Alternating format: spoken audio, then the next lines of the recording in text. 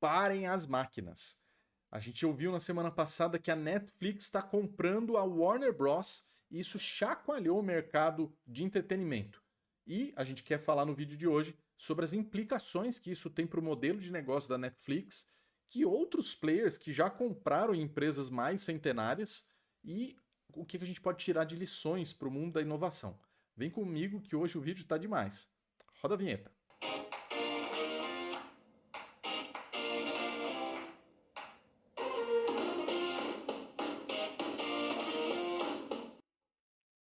Galera, aqui é o Guilherme Massa, tô com mais um episódio do Massa Demais e aqui você já sabe, a gente vai falar de tendências, de tecnologia, do mercado de inovação e hoje não podia deixar de comentar essa aquisição da Warner Bros., dos estúdios e todo o catálogo da Warner Bros. Pela Netflix. Isso realmente tem um impacto muito grande e a gente quer entrar um pouquinho mais nos detalhes de o que a gente pode esperar dessa transação. Vem comigo. Então, essa compra, na verdade, eu vou pensar aqui com vocês em três pedaços para analisar. A primeira delas é que quando a gente fala de inovação, parece que o disruptor venceu o jogo. Quando a gente fala aí do mercado de assinantes, no consolidado do ano passado no mercado brasileiro, a Netflix era o primeiro colocado e a HBO, que faz parte, é o streaming, né, da Warner Bros., estava em quarto lugar. E isso meio que se repete globalmente falando. Aqui a gente está falando que vai somar mais ou menos 300 milhões de assinantes da Netflix globalmente, com mais ou menos 130 da HBO Max.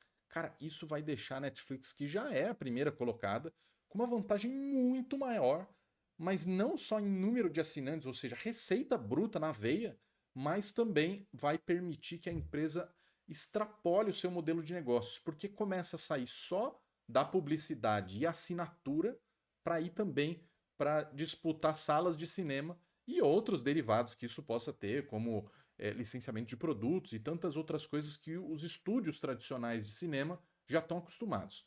Cara, isso é impressionante porque a Netflix tem aí de 25 para 30 anos no máximo e a gente vê que um player que é muito novo compra aí um estúdio de grandes proporções, assim, uma das maiores marcas do cinema mundial.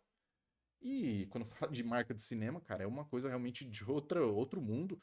A Netflix vai levar para o seu catálogo coisas assim de alto impacto, como a série do Harry Potter, né, o conjunto dos filmes, Rock, Mad Max, Blade Runner, um monte de filmes aí de franquias, de filmes de terror, Exorcista, Premonição, Sexta-feira 13, Hora do Pesadelo, o It, né, a coisa. Pega filmes clássicos como 2001 Odisseia no Espaço, Casablanca, pega a Origem lá com o Leonardo DiCaprio, e ainda no mundo aí da ficção científica, Matrix, pega King Kong, Godzilla, Sherlock Holmes, Mortal Kombat, pega até o filme da Barbie, que foi um grande destaque aí no Oscar em 2023, e pega também a série do Senhor dos Anéis, assim, cultuada aí pelos os fãs de fantasia medieval, não só pelos filmes, mas, enfim, por toda a trajetória que isso está tendo aí ao longo dos últimos anos. E, cara, não para nos filmes, que vai também para séries, assim, séries de muito, muito, muito sucesso ao longo da trajetória aí da televisão. Friends, Game of Thrones, Big Bang Theory e as suas derivadas, Sex and the City, a Lotus Branca, o Succession, a Família Soprano, Euforia e, cara, aí vai. Muita coisa mesmo assim, e não são séries só para cumprir tabela, não. Estamos falando de coisas que ainda hoje são consideradas obras-primas da televisão. E, se não bastasse, vai também para o mundo dos quadrinhos e dos desenhos, que expande, né, a capacidade da Netflix de jogar outros jogos. Por exemplo, eles vão levar toda a DC Comics, que é responsável pela Liga da Justiça, né? Super-Homem, Batman, Mulher Maravilha e tantos outros. E daí, obviamente, também os filmes decorrentes desses personagens. Mas daí estamos falando de quadrinhos, ou seja, um novo modelo de negócios para a Netflix. Estamos falando de como que você vai licenciar produtos, eventualmente até games ligados a essas marcas. Mas também estamos falando do Looney Tunes com Pernalonga, Patolino e toda a sua turma ali, que nos últimos anos estava menos demandado ali pela Warner, mas é icônico, é por onde a empresa é vista, na verdade. Tom e Jerry, tudo do Cartoon Network, Meninas Superpoderosas e assim por diante, Hanna-Barbera com Scooby-Doo, Flintstones, Jetsons e até os filmes animados da Lego. Cara, é muita, muita coisa. E vai de todas as idades, vai do cinéfilo que gosta de coisas assim de alta acabamento e vai de coisas assim mais para criançada, enfim, vai para todos os gostos mesmo. E permite disputar, como eu falei, inclusive o ingresso no cinema, que é algo que a Netflix não olha, obviamente, porque vende o seu streaming. Uh, e acho que algo para coroar, né, esse movimento todo é que o portfólio todo da Warner Bros. Cara, já somou 100 Oscars. E isso é algo muito pesado quando a gente fala de um novo entrante, né, uma empresa muito nova entrando no mercado de entretenimento e pensar que lá atrás, na verdade, a Netflix era só um e-commerce, né, para aluguel de filmes pelos correios, né? E daí pivotou depois para alugar DVD e pivotou depois para alugar para o seu streaming, né? E meio que abriu esse mercado. E até curioso, porque lá atrás, quando os grandes players, Disney, Amazon, Apple, enfim, começaram os seus streams e a própria Warner Bros. Com HBO Max entraram no mercado de streaming, rolou muita desconfiança de que a Netflix conseguiria se manter na liderança, principalmente porque a Netflix não tinha um catálogo tão forte quanto esses outros players que poderiam ali usar de toda a sua força, né, sua história. E agora a gente está vendo, na verdade, ele abocanhar tudo isso para dentro da estrutura da Netflix, que tem uma linguagem muito mais moderna para falar com o seu público. A segunda implicação que eu quero trazer aqui é que realmente é mais raro a gente ver novos entrantes, ou seja, empresas mais jovens, chegando num patamar tão grande que eles é que compram os incumbentes, ou seja, aqueles que já estão jogando o jogo há mais tempo. Mas isso aconteceu. Por mais que a gente fale muito aí das big techs comprando empresas que estão despontando, que são de sucesso, não à toa aí a gente viu o OpenAI fazendo isso, ou lá atrás Google, Facebook e etc. Mas já aconteceu na história aí de vários tipos de modelos de negócio. Eu quero passar alguns para vocês. O primeiro deles é a Lenovo comprando a divisão de computadores pessoais da IBM. IBM é um ícone aí da computação. E lá atrás a Lenovo, muito nova realmente, conseguiu comprar a divisão. Obviamente a IBM continua muito relevante até hoje, mas ela, digamos assim, abdicou da parte de venda de computadores pessoais, inclusive vendendo a marca ThinkPad, que muita gente tem aí no mercado corporativo, notebooks lá, Lenovo com essa marca. E aqui basicamente foi consolidação, ganhando uma confiança maior, porque uma empresa oriental como a Lenovo lá atrás não tinha essa confiabilidade que tinha a IBM. Vamos lá, mas tem mais players. O ICE, que na verdade é fala Intercontinental Exchange, né? Surgida a bolsa lá em 2000, ela uma plataforma, na verdade, para negociação, e que ela era 100% digital. E ela conseguiu crescer tanto que ela adquiriu a Bolsa de Nova York. Cara, a Bolsa de Nova York foi fundada em 1792. E a ICE, ela foi fundada em 2000. Cara, olha só que discrepante, vamos dizer. A Bolsa de Nova York é o grande ícone do capitalismo americano. E muito aquela imagem ainda do pregão viva voz, ou o telefone, as pessoas gritando, e não, agora operação toda digital. E daí, obviamente, consolidaram a marca para virar uma coisa só, numa transação ali em 2013. Então, aqui era muito desse olhar do digital comendo um mercado tradicional, analógico. No anterior tinha um pouco a ver com presença de marca, confiabilidade. Mas tem mais exemplos.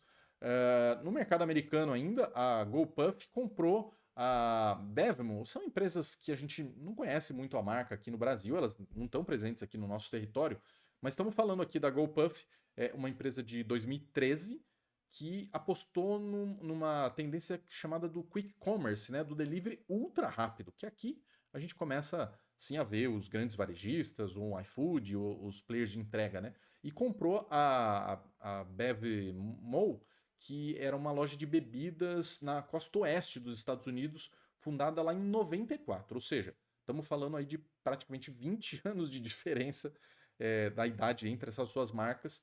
E em 2020 rolou a aquisição por mais ou menos 350 milhões de dólares. E o que era o objetivo? Entregar rápido, ou seja, é o varejo que a GoPuff estava atacando, mas ela não tinha necessariamente uma capilaridade para distribuição de bebidas nos Estados Unidos. E daí, principalmente para vender bebidas alcoólicas. Para isso, ela comprou esse player, né, a BevMo, que ia permitir ter dark stores para distribuir com mais rapidez bebidas alcoólicas em vez de começar do zero, porque isso aí é uma coisa que demora nos Estados Unidos para conseguir a licença para venda de produtos alcoólicos. Então, nessa hora aqui é quase que comprar entrada num segmento novo e, ao mesmo tempo, sofisticar a capacidade logística da empresa. Outro exemplo, e talvez mais global e mais conhecido, talvez do nosso público aqui, é quando a gente fala da Geely e ter comprado a Volvo. A Geely é uma marca chinesa que lá atrás, na verdade, começou vendendo geladeiras e motos e foi entrar no mercado automotivo lá em 97 só. E a Volvo, estamos falando aí de uma empresa que está para completar, salvo engano, está para completar 100 anos de vida. É uma marca sueca, né, com carros de extrema confiança. E a Geely comprou a Volvo da Ford, né, que era detentora da marca da Volvo até então. Comprou em 2010, ou seja, 15 anos só dessa compra. E algo parecido com o que a gente viu lá na história da Lenovo, o que eles queriam, a Geely era visto como um fabricante de carro barato, sem prestígio, sem muita qualidade, e daí compra a Volvo, que era exatamente o oposto disso. Uma empresa que estava vendendo só carros premium, e continua, né? Hoje então, no premiums elétricos, né? E a Geely acabou focando bastante nisso, no mercado eletrificado. Obviamente, porque o mercado chinês aposta muito nesse modal, mas, enfim, diversificando bastante o portfólio. E a Geely também é detentora de outras marcas, como uma marca menos conhecida aqui que chama Polestar, e também a Zeekr, que daí já é um pouquinho mais falado, mas tem uma presença muito pequena aqui no Brasil. Nesse sentido, a gente vê que aqui ele consegue comprar confiança do seu cliente, né, do mercado, e obviamente o know-how para produzir veículos com mais sofisticação, porque afinal de contas não era realmente o know-how da Geely, empresa que está no mercado automotivo aí não vai fazer nem 30 anos. E para fechar aqui o pacotão, o mercado financeiro é um mercado que também fez isso. A Lending Club, que é uma startup de empréstimos, né, peer-to-peer, lá nos Estados Unidos, ela foi fundada em 2006, virou um unicórnio, enfim, um negócio realmente de grandes proporções, e ela acabou comprando o Radius Bank, lá que foi fundado em 87 em Boston, comprou em 2021, faz 4 anos, para exatamente poder entrar com a licença bancária, para se tornar de fato um banco. Ou seja, era só uma financeira de empréstimos e passou a operar agora como um banco. E com isso compra um cara menor que já tem a licença, né, e corta ali a burocracia para questões regulatórias. E algo parecido aconteceu aqui no Brasil nos últimos anos, foi com a Avenue, que acabou comprando lá atrás o Banco Máxima para a mesmíssima coisa. No caso, a Avenue estava trabalhando mais com investimentos, né, como corretagem de investimentos no exterior, não no mesmo modelo de peer-to-peer da Lending Club.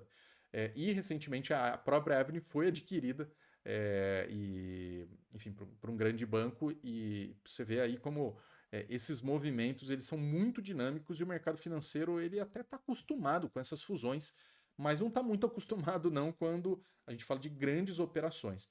Nesse caso aqui, ele era basicamente para comprar licenças.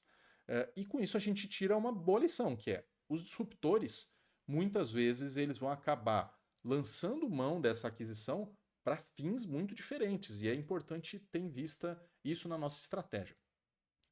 E por fim, o terceiro grande impacto aqui, que é inegável, a gente deve estar pensando como usuários, que é Netflix vai custar ali de mais ou menos 20, 22 reais até 55 reais por mês a assinatura. E quase que a mesma coisa o HBO Max. Será que agora eu deixo de pagar um streaming? Então tem um impacto direto na vida das pessoas, porque pode economizar, ou então talvez a Netflix vai aumentar ali, ou vai coexistir essas duas plataformas. Como é que vai acontecer? Eu, honestamente, é uma opinião pessoal, eu acho improvável que no longo prazo a gente veja a Netflix realmente deixando dois streamings competindo como marcas ali. Eles provavelmente vão fundir essas operações, mas daí o segredo tá em justamente entender como a Netflix, que vamos ser sinceros, não entende nada de cinema em si, de operação, de colocar o filme aí na praça, né? Vamos dizer, nas salas de cinema, ela sabe operar no streaming. E que é até então uma grande vantagem competitiva para ela, mas ela vai ser obrigada praticamente a pensar nesse modelo de negócio, porque afinal de contas a Warner tem um portfólio muito, muito vasto e que movimenta bilhões de dólares em receita com sala de cinema. E, obviamente, o pacote todo que eu falei, licenciamento de produtos, no caso dos quadrinhos, até venda dos HQs mesmo, né? Então, aqui vai ter um desafio muito grande. Acho que agora o que o mercado tem discutido é exatamente o quanto que a Netflix está indo para um caminho que eventualmente vai matar o cinema como arte, né? Eles puxaram uma frase de um dos co-CEOs ali, né, da Netflix lá atrás, falando de que é, talvez o cinema, né, do jeito que ele é feito antigamente, com salas de cinema, enfim, na verdade é um modelo ineficiente de entretenimento. E o que a gente certamente vai ter que acompanhar é como que a Netflix vai se comportar, né, em adquirir uma cultura de uma empresa já secular, e com uma bagagem muito, muito grande sobre produzir cinema, e ao mesmo tempo entender que ela tem quase que uma responsabilidade sobre essa arte, né, sobre a sétima arte. Mas o fato é que nós, curiosos aqui do mundo da tecnologia, vamos ficar acompanhando porque é um movimento realmente muito novo, e que chama muita atenção.